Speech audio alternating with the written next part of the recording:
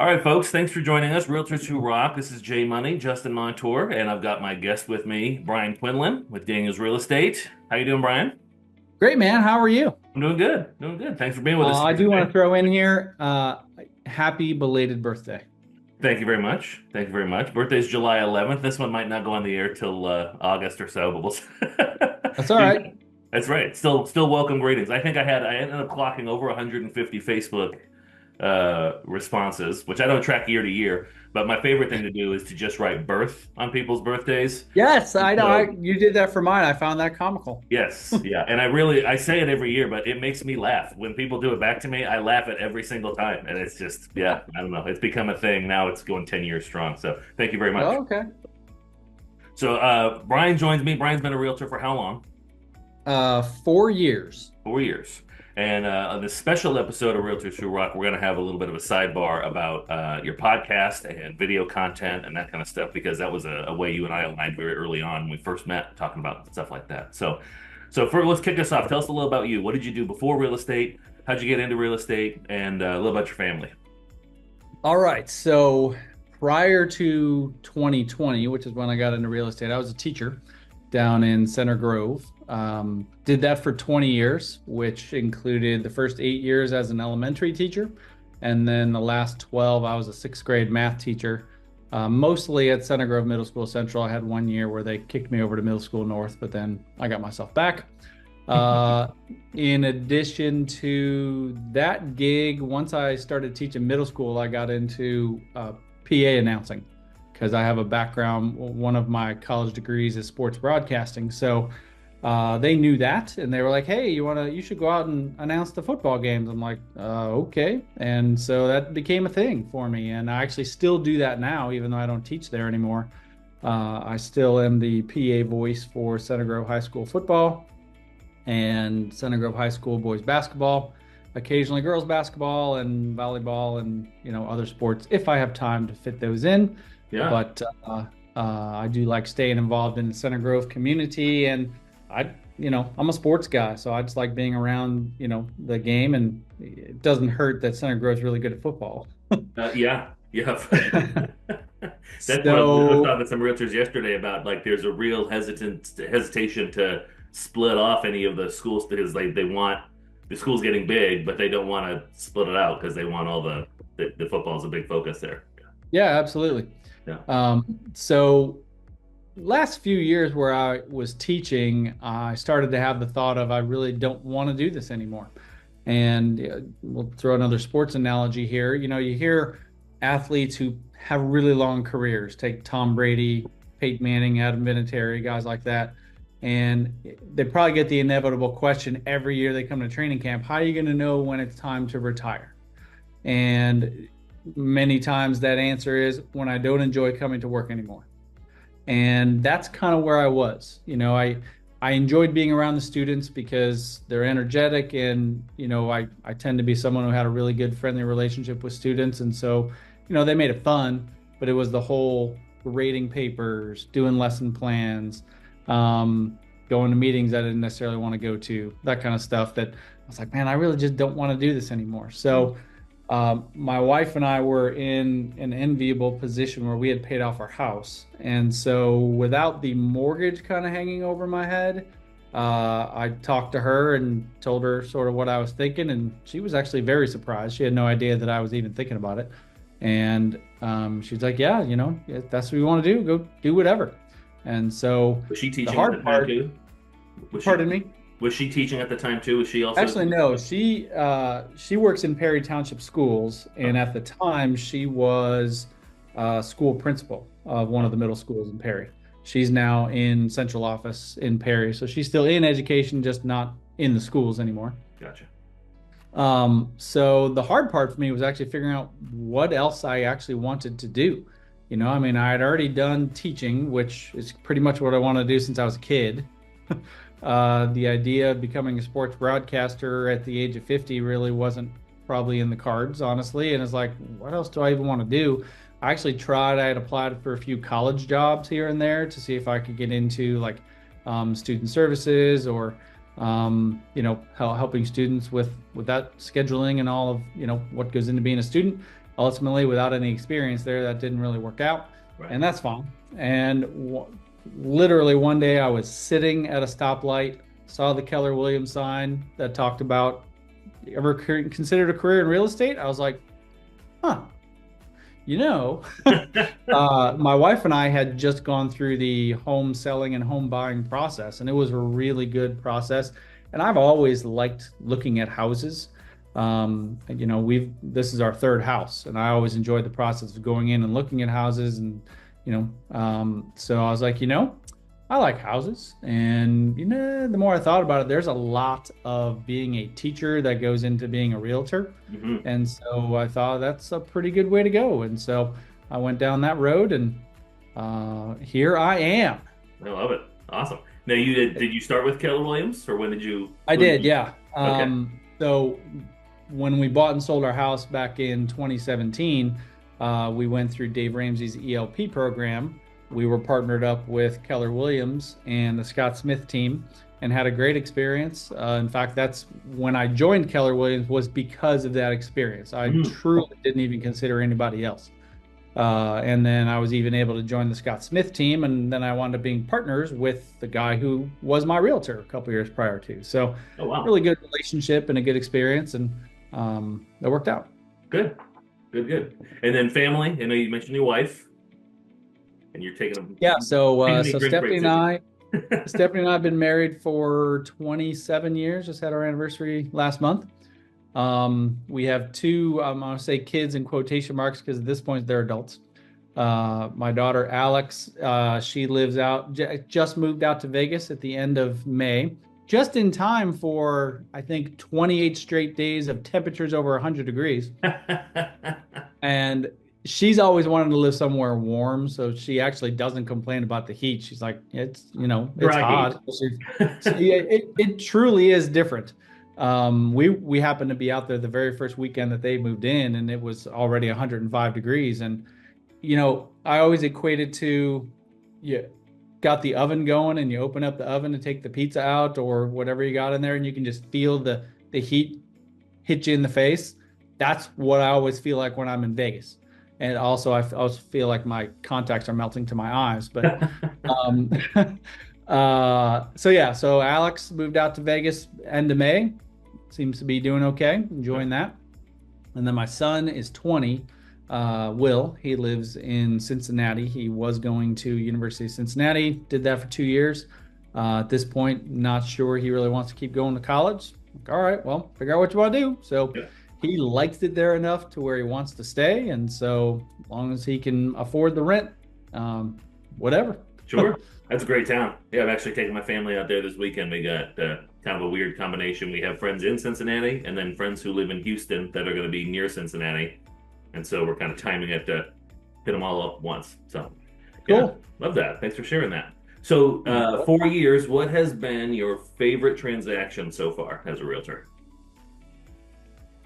Let me preface this by saying I've had a lot of really good experiences, and I think I'm probably a rarity in coming up with one that wasn't good was actually very hard. Mm. I've been very fortunate with the people that I've worked with and transactions and whatnot. But it was hard to pick my favorite because there have been many who are really good. So I'm gonna go with my very first one, and several reasons, I suppose. Number one, it was a friend of mine who I was teaching with at the time.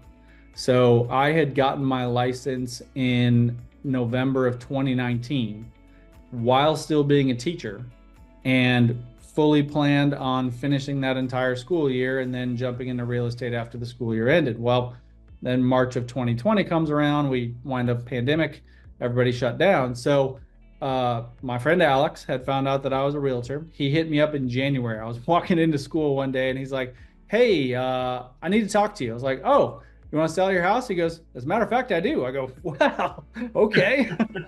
So Alex and I started talking, and then, because we were teaching, there really wasn't anything going on. Well, then we get into lockdown, but as realtors, we were essential. So we could still go out and look at houses. So Mhm. Alex was like, hey man, you want to start going to look at houses? I'm like, sure. So we start going to look at houses, and So here's where the favorite part. So he and his wife, the house he was going to sell was his. He owned it before getting married. So all of that was in his name. Not super important to the story, but it's throwing that in. So we're out looking at houses with Alex and Kelly, and we get to this house in Martinsville. And we walk in the front door, and there's a big S on the wall, decorative thing, no big deal. Mhm. And we see the last name, and that was weird. So we start looking at pictures on the wall, and the person selling this house was a dude that we taught with. And it was like, holy crap, this is Willie's house. And he was like, oh my gosh. And they had a ring camera too. So Willie had seen us on the ring camera. So I have no clue that all was gone. Okay. So then we walk around the house. Really nice house. And it's old. I mean, it may be 100 years old. And Alex he no longer is, the tech ed teacher at the school. So essentially the shop teacher. Okay. So dude can fix anything, not scared of anything. So, we had the home inspection. This is actually jumping ahead, but I'm going to come back.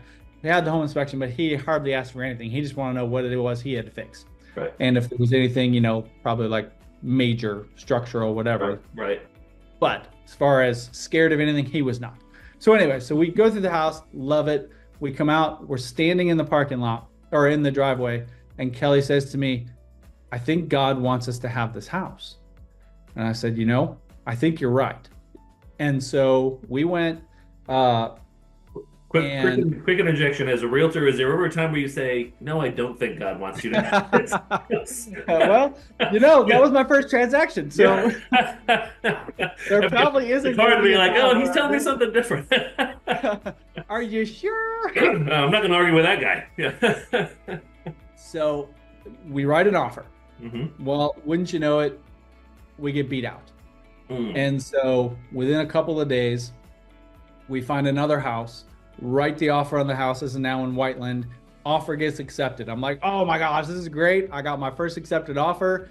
And the side story to where Alex fixes anything, they also have their own personal business where they make stuff out of wood, decorative things out of wood for people. I mean, he's got all the big saws and all the equipment, right? Right. So he messages me the next morning after their offer is accepted. He goes, I don't think we can do this house. I was like, excuse me?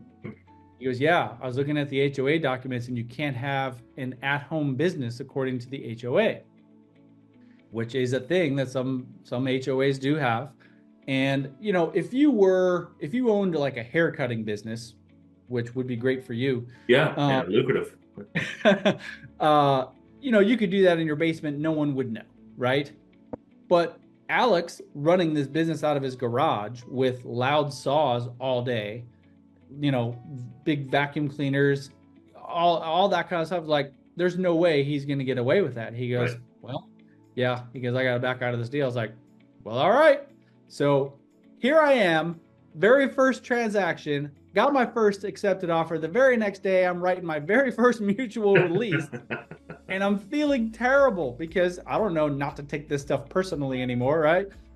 So I'm like, so I'm feeling awful. Mm-hmm. And the transaction coordinator at Scott Smith's team, she's like, this happens all the time. She goes, it's not a big deal. I was like, okay.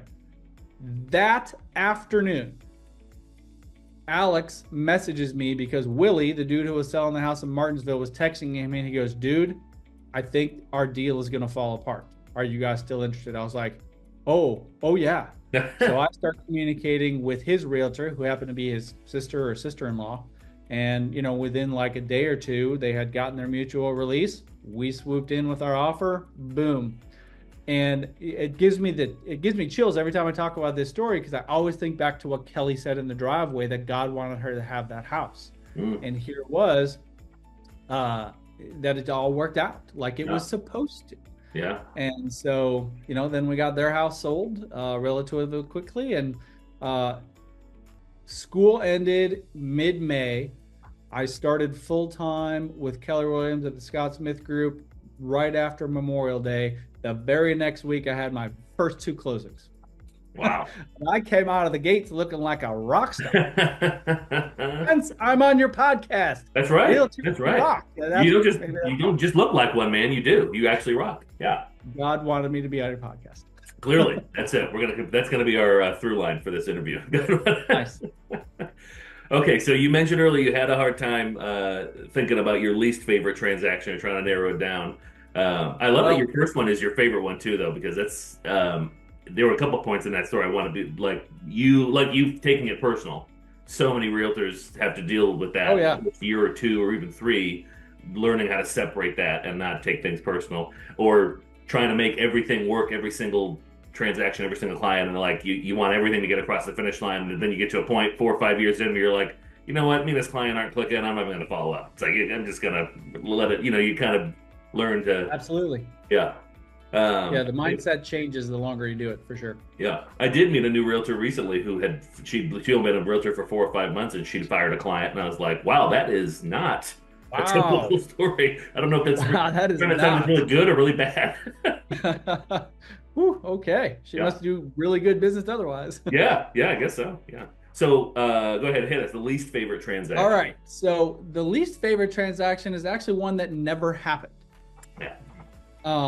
So this dude, he was in my very first year of real estate as well. And he came through as a Dave Ramsey ELP lead.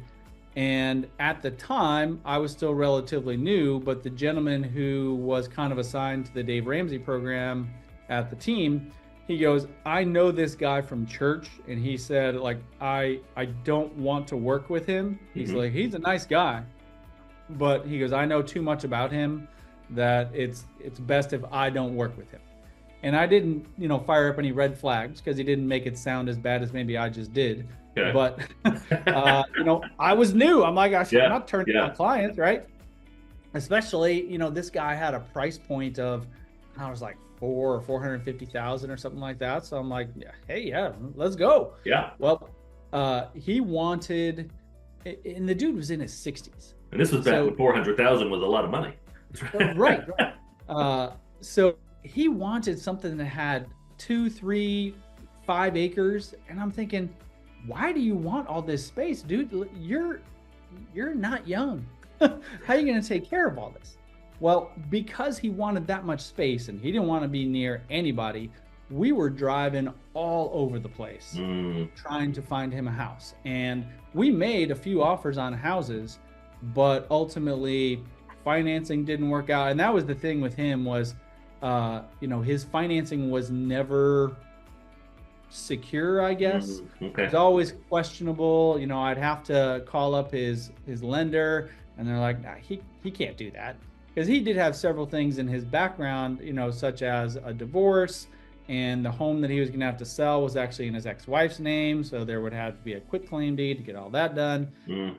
And so we're just driving all over the place, and we'd go see shit. There was one time, I swear, we went to somewhere way out west, Greensburg. No, that's not out there. Greencastle. Greencastle, yeah. Okay, we went out to Greencastle, and we went way to Shelbyville on the east side in one day. Yeah. I'm like, oh my gosh. We Yeah. went down to Bloomington and far out Martinsville, and I was like, oh my gosh. But my hope, because I didn't have a ton of clients, again, still new at this. Yeah. So driving all over the place, and then I wouldn't hear from him for 2-3 months. Okay.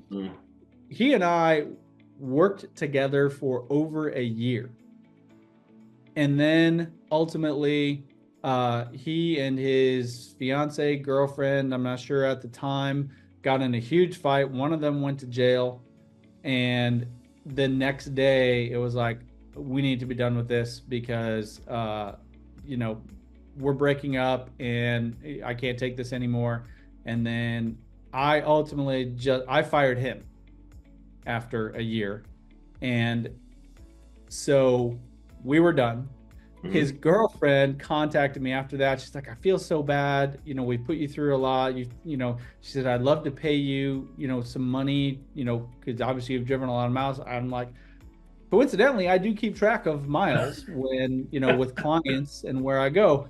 I had driven in the year's time over 1,000 miles with those two, and she did not pay me.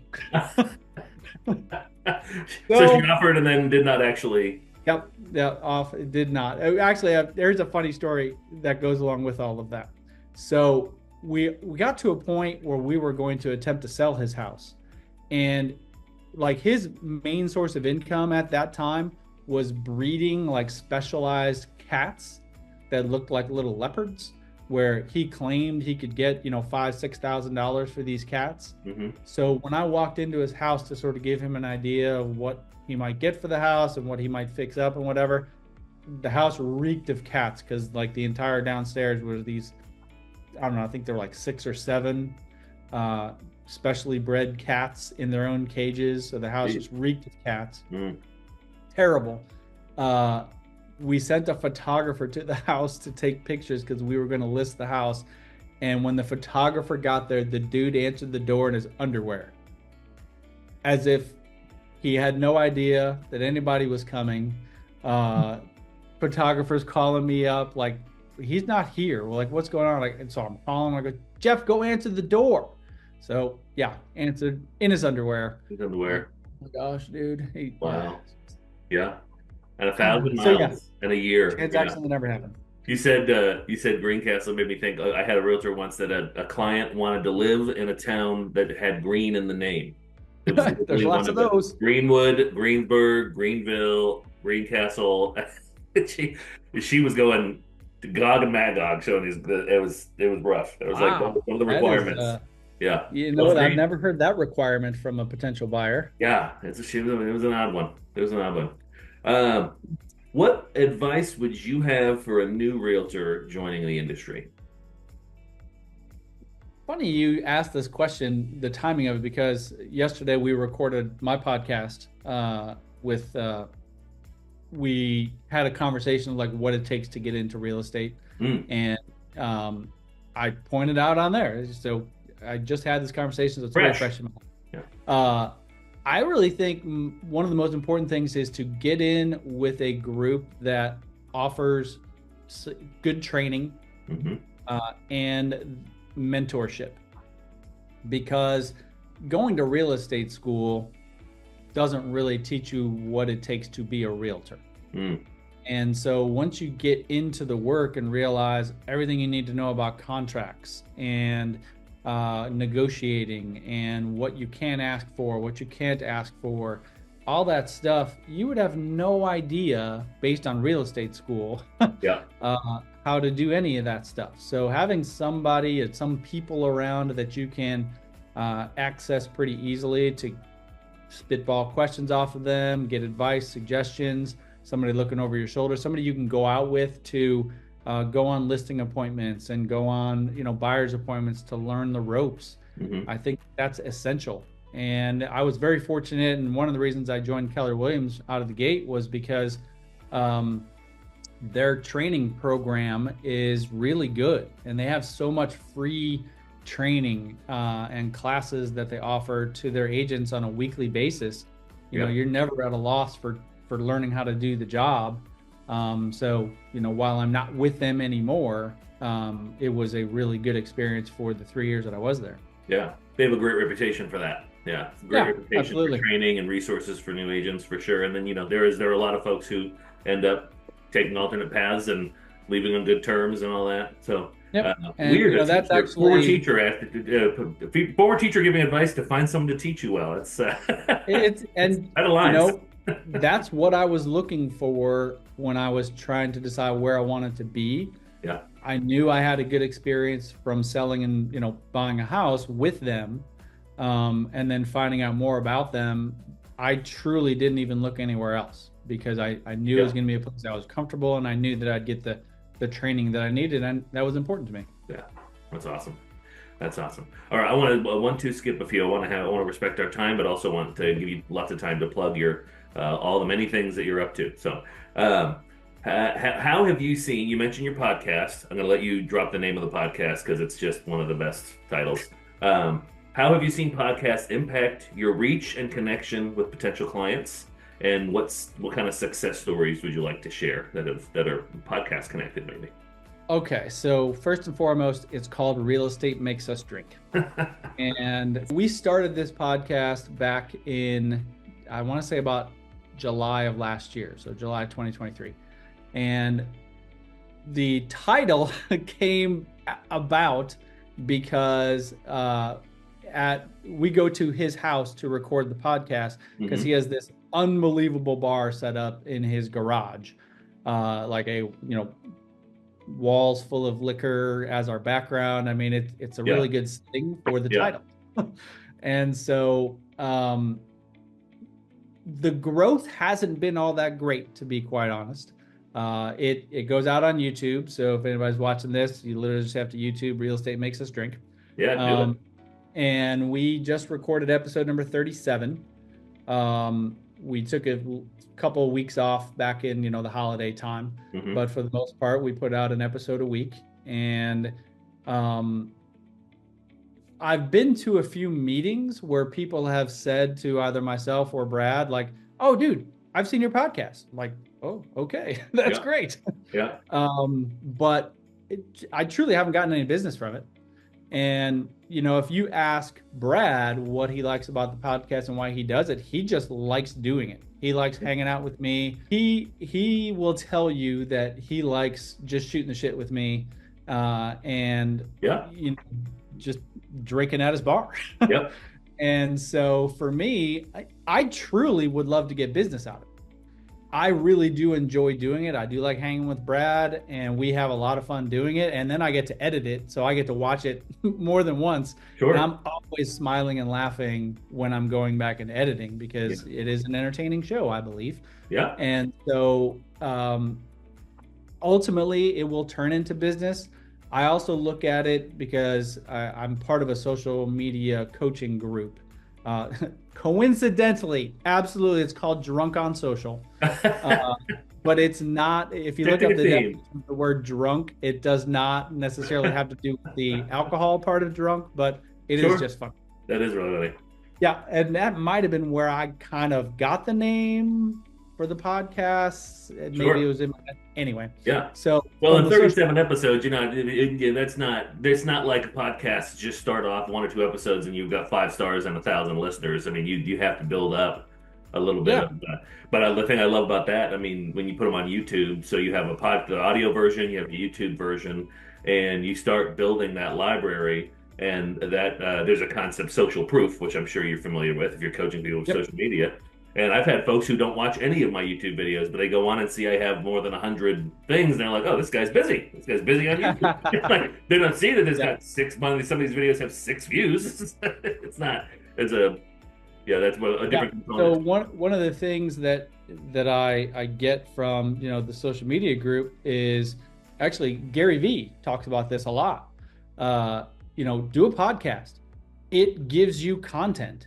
Yep. You can take that podcast, just take bits and pieces of it here and there, and you've got stuff you can put out on social media. It promotes you. It also promotes your show, Yep. and ultimately, perhaps you get business out of it that way. And so Right. that's where I look at the podcast from a standpoint of it's content that I don't have to go and recreate. Right. Now, that being said, I really haven't gone back and cut up pieces, but it's there. It's there. And some Yeah. of it is evergreen content. Some of it, of course, is topical and only good, at one time. Right. But some of it is evergreen, and I can go and utilize that in the future. And it is my intention, but there's only so much time in the day.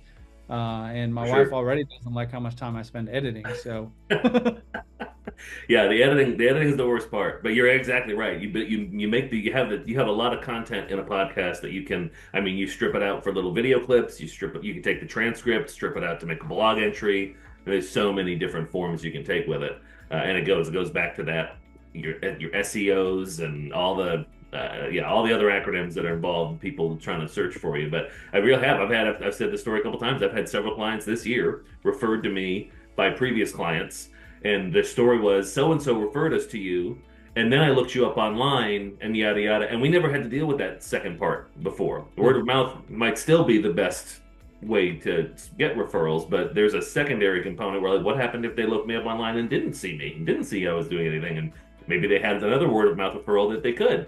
So it's becoming more important for sure. Now, I will say, you asked what has come out of it. So, in our first season, which is what I called July through essentially like Christmas last year, Yeah. I have since gotten rid of the seasons, but either way, second season here in 2024, we have started to bring on some guests, and we're trying to promote local businesses as one part of it, but Yeah. also trying to bring in people who are related to real estate.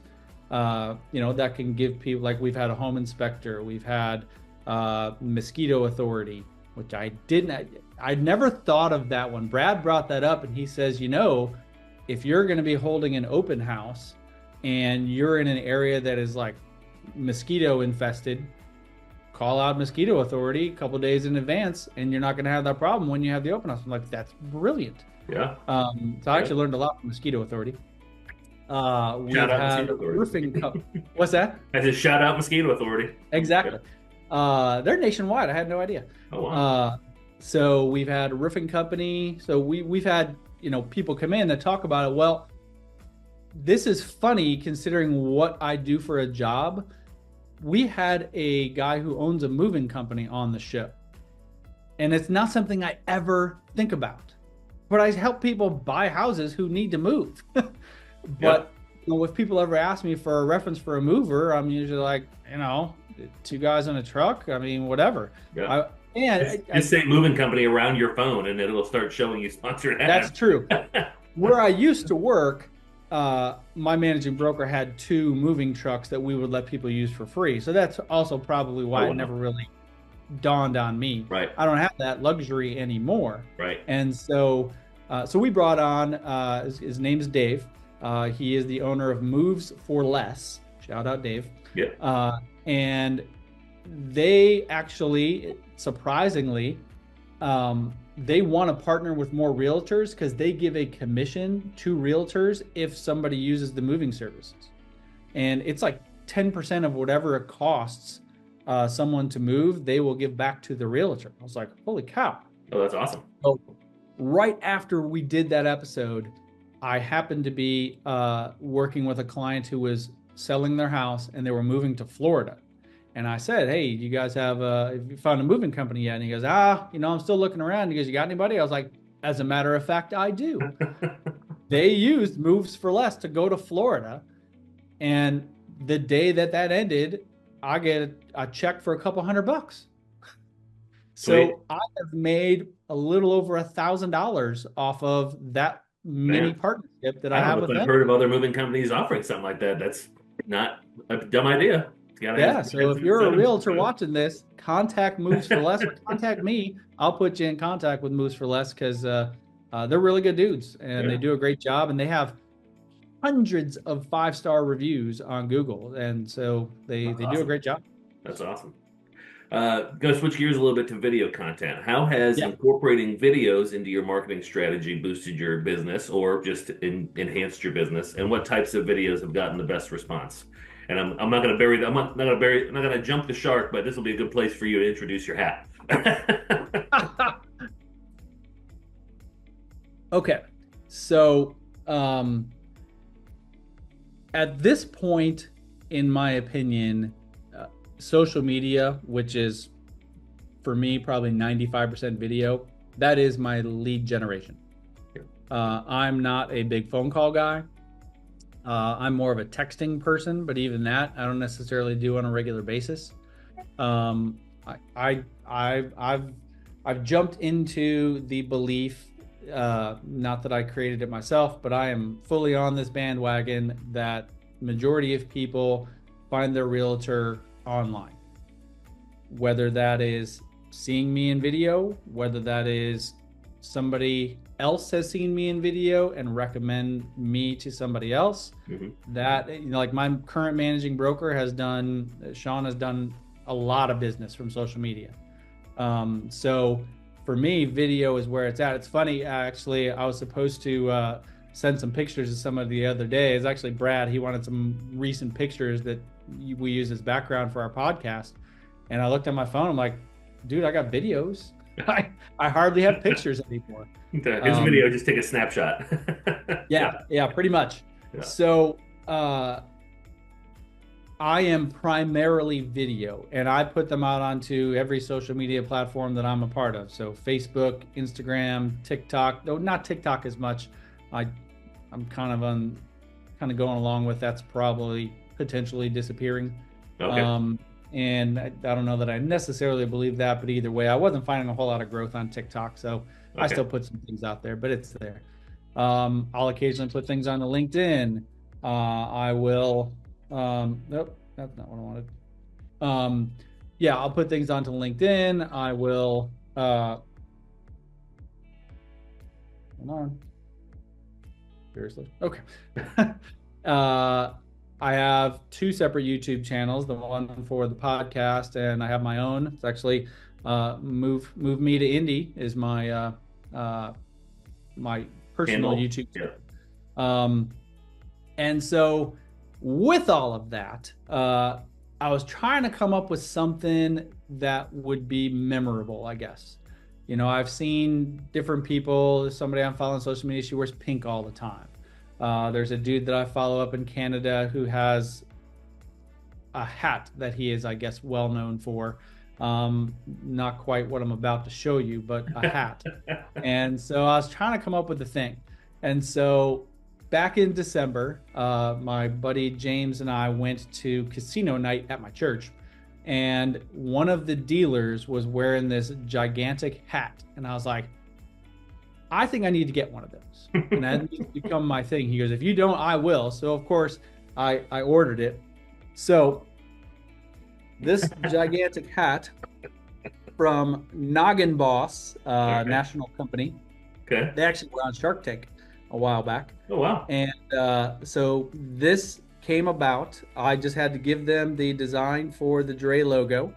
And then I took it to a local retailer, and I got my name and my what do I have? Email. My email on the back. Show that email So because that's really the one of the things that shocked me when you gave me your email address was that you didn't have to add any numbers or punctuation marks or anything. yes, Move me to yes. Indy. That's Move it. me to Indy. I do remember you saying, "How did you get that one?" I'm like, just put it in there. So yeah, so this is now I wear it to every closing. In many of my videos, real estate specific, I will wear this, and I have gotten a lot of comments about the hat. Hmm. I my mom doesn't like it. She lives in Florida, and she sees my stuff online. She goes, "I can't believe you're wearing that stupid hat." Well, Mom, people notice the hat and they Yeah. talk to me about it. Yeah. I went to a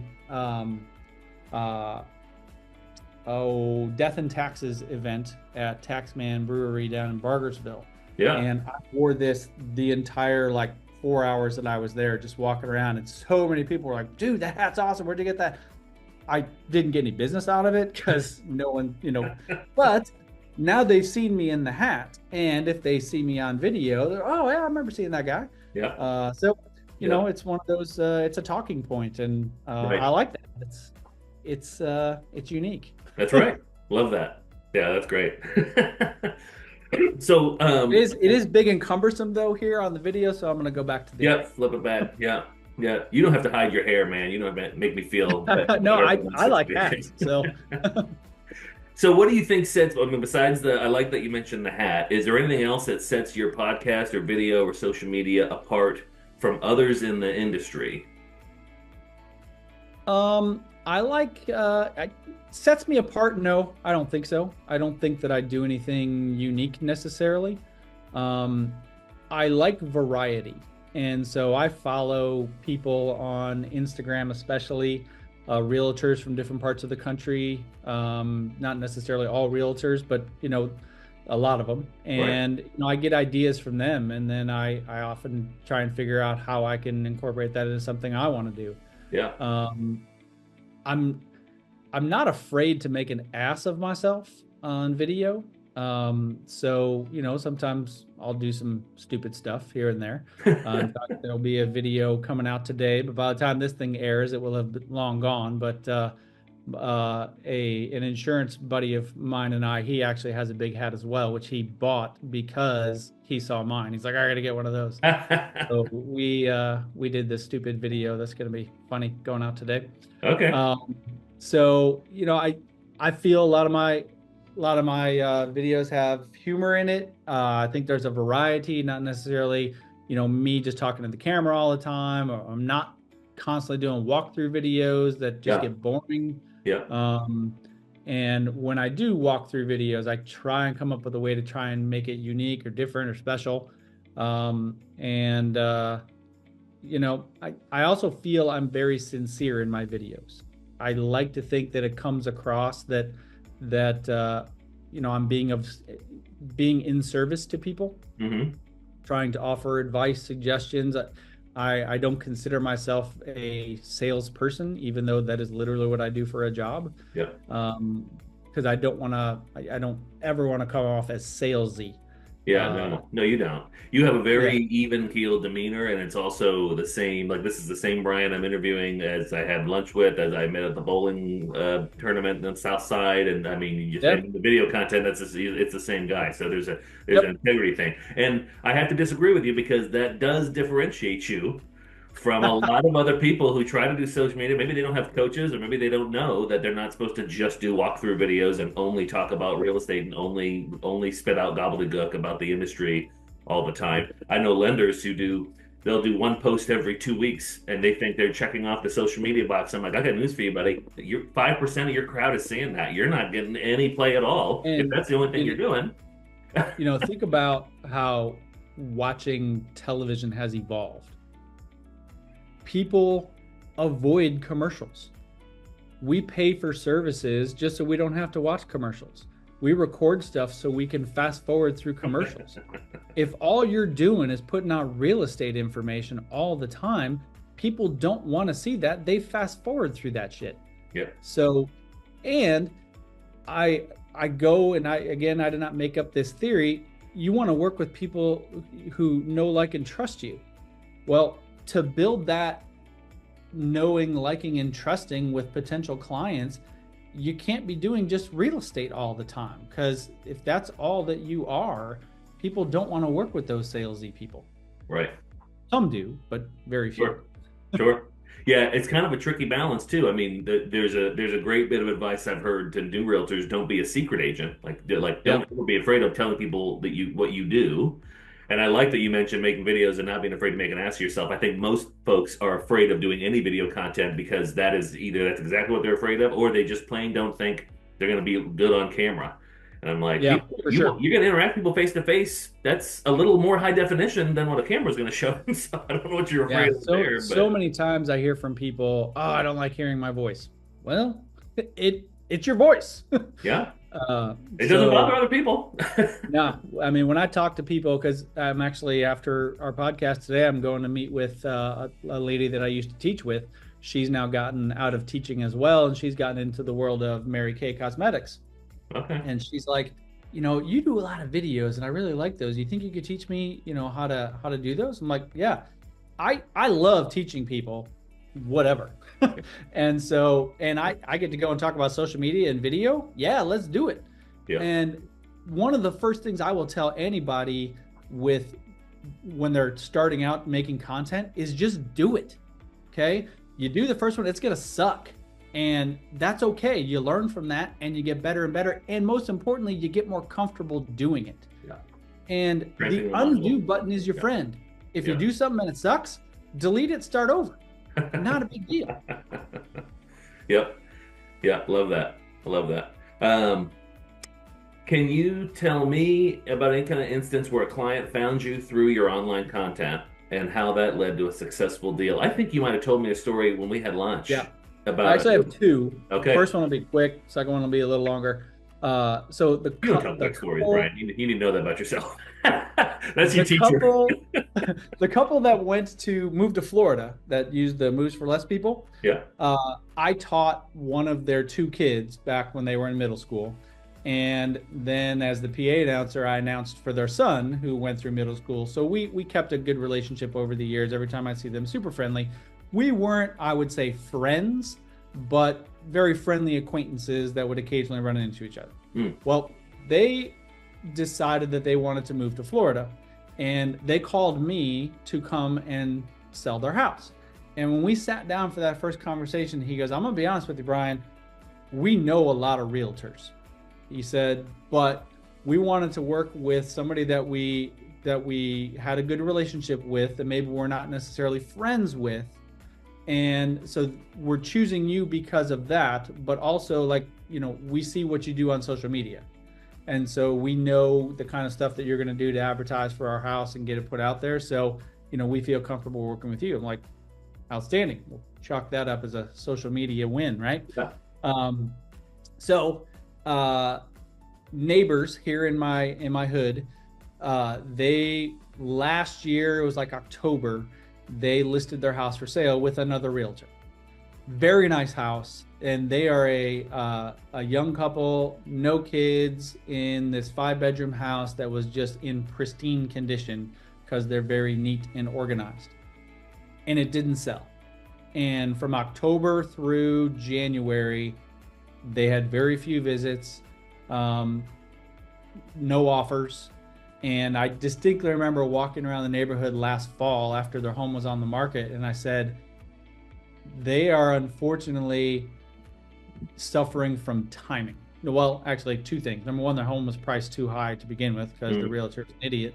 And number two, it was just bad timing. Everything slowed down towards the end of the year, as it often does. Yeah. And so they were just in a time where it didn't work out. So they hit me up in January and they said, "Would you be willing to become our realtor? Because our contract is about to expire with this other agent."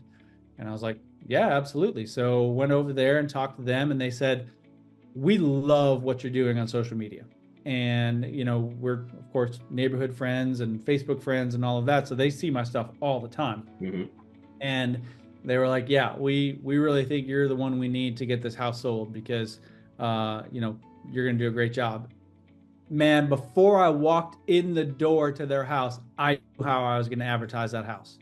And I had already told this to my wife. I said, "I'm not going to sell the house. I'm going to sell the neighborhood, because our neighborhood does fun stuff. We have an awesome 4th of July here.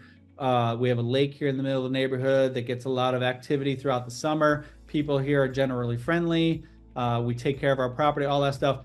Man, I sold the neighborhood because I started with the video, and I talked about this, there's this part of the house, but that's not it. This is a great part of the house, but that's not it.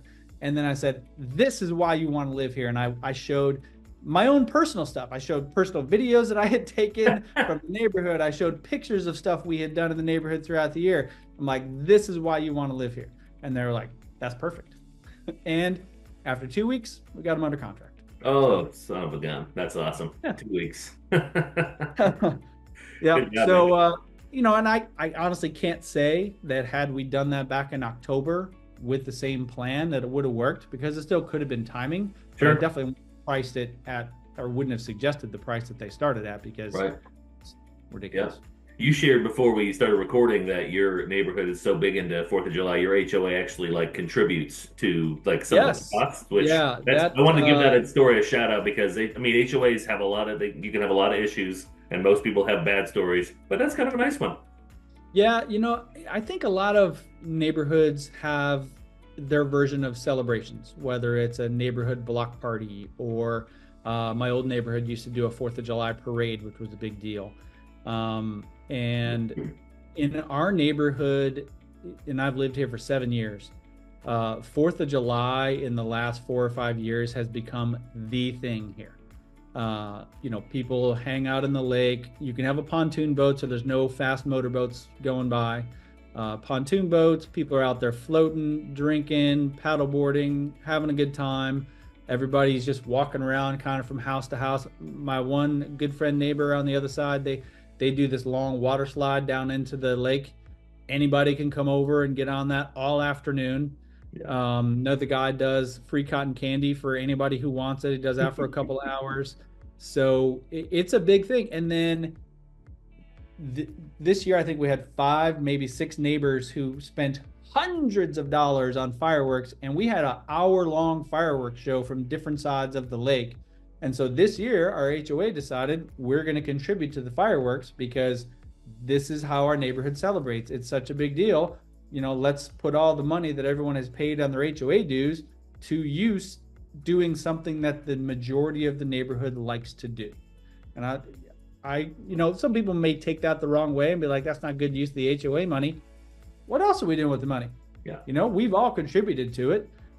People might have had a problem. I didn't hear about it. Well, there's always going to be a few. The president. Yeah. There's always you're going to never be a going to few. please everybody. Right. Yeah. You can't please everybody. Exactly. And your neighborhood's going to have a 4th of July party, whether the HOA wants to be a part of it or not. And there's always going to be a few people who don't. I mean, that it's tough. Okay. Last question that we're going to be wrapping up here. What's the best piece of advice you've ever received? The word best makes this a challenge. You share more than one if you want. Thank you. I don't necessarily have like a mantra or anything like that. Growing up Catholic and someone who still goes to church, I think the golden rule is maybe the best piece of advice that anybody could live by. And I've always been someone who treats everybody with respect in hopes that they're going to treat me with similar respect, but don't necessarily have the expectation that's going to happen, so that I'm not let down when someone, does something not respectful. But I will do my best to be respectful to someone in whatever capacity that is. So that's a good one. There's a saying, not necessarily a mantra, I suppose, but a saying that I like: all you can do is all you can do. So do whatever you can to make something happen, to do something for somebody, to put your best effort to whatever it's going to be. And in the end, that's literally all you can do. If something doesn't work out, if you put whatever you could into it to try and make it happen and it doesn't work out, then it doesn't work out. Right. And, I am a very low stress person. I'm very laid back. I'm pretty easygoing. And so I think that kind of works in with that saying, because, as long as I'm doing all I can do, there's no need to be stressed out because something didn't work out, because maybe it just wasn't supposed to, or maybe it's not the right time, or, maybe tomorrow you can do more. But for today, I did what I could do. All I can do is all I can do. Love that. And those are both very applicable to the industry. I mean, those are good just life mantras, but you said not a mantra, but yeah, definitely applicable in the real estate world. Like we said, when you start out, it's hard not to take everything personal. It's hard not to want to make everything work. It's hard not wanting in my world, I wanted every realtor to be my friend. Every realtor's, and you do need multiple lending buddies because we all do different things, and not one person does everything. But I remember taking realtors out to lunch, and their spouse was a lender and their best friend was a lender. I'm like, all right, well, the best I can hope for is number 3 in this lineup. It's not always the case, but it's not even. One of the things I love about our industry is that it kind of goes along. Not all you can do is all you can do, but the idea of just putting value into the industry. Your podcast is providing value because it's a funny, genuine way. There's also educational components to it. Providing education, what you do in the real estate world. I mean, that I don't know anyone who slides into real estate with as many transferable skills as a teacher would, because you are literally educating every person you talk to. You know a wealth more than they do. They have to trust you. You have to build that trust, and and teachers already kind of do that.